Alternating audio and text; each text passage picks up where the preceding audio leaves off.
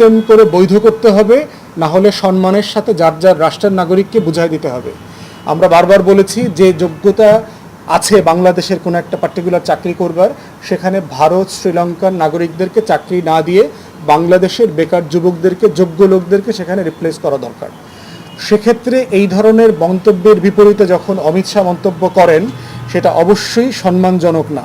আমরা অমিত শাহকে বলতে চাই, বাংলাদেশ একটা স্বাধীন রাষ্ট্র, সাইজ দিয়ে বিবেচনা করবেন না।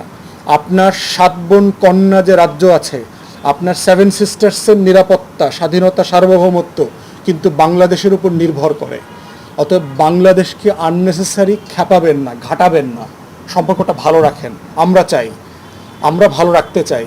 আপনারা ইতিমধ্যে 16 বছর যে গুনাহ করেছেন, দিল্লির অ্যাডমিনিস্ট্রেশন বাংলাদেশকে অস্থিতিশীল করেছেন, একটা ম্যান্ডেট ছাড়া সরকারকে ক্ষমতায় রেখেছেন, হাসিনাকে গণহত্যা করতে দিয়েছেন, রাতে ভোট করে, ভোট ছাড়া নির্বাচন করে, আওয়ামী লীগ জাতীয় পার্টি দিয়ে আমাদের এখানে মানে নির্বিচারে দুঃশাসনের রাজ্য কায়েম করেছেন। সেই লক্ষণ সেন আবার আপনাদের দেশে পালিয়ে এখন আছে। এই কাজগুলো বাংলাদেশ ভালোভাবে নেয় নাই। বাংলাদেশের মানুষের সাথে যদি সম্পর্ক করতে চান, সম্মানের সাথে করতে হবে। তা না হলে দিল্লিতে আপনার রাজনীতি যেভাবে ক্ষয়িষ্ণু হয়ে যাচ্ছে, ভারতের স্বার্থ কিন্তু বাংলাদেশে কন্টিনিউ খারাপ অবস্থায় যাবে, যেটা দুইটা প্রতিবেশী রাষ্ট্রের জন্য সুখকর হবে না।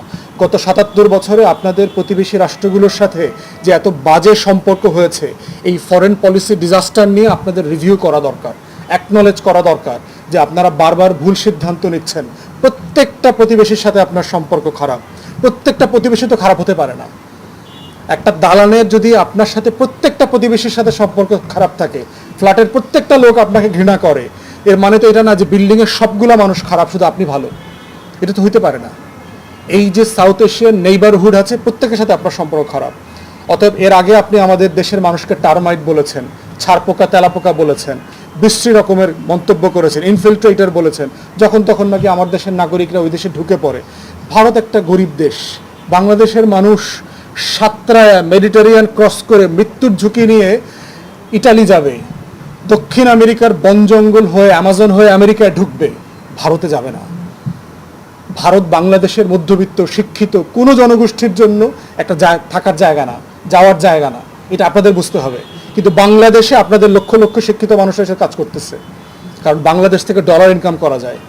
এই জন্য আমরা চাই সবার সাথে একটা ভালো সম্পর্ক রাখতে। এই ধরনের এক্সপ্লোসিভ মন্তব্য দুইটা রাষ্ট্রের কারোর জন্য সুখকর না, লাভজনক না। আমরা সম্পর্ক ভালো রাখতে চাই। বারবার বলছি, এই সম্পর্ক খারাপ হওয়ার শতভাগ দায় হচ্ছে দিল্লির প্রশাসনের এবং এটার যে এজেন্ট আছে, লোকাল আওয়ামী লীগ, জাতীয় পার্টি থেকে শুরু করে যে বিশাল বুদ্ধিজীবী সাংবাদিক দালাল গোষ্ঠী আছে, এরা।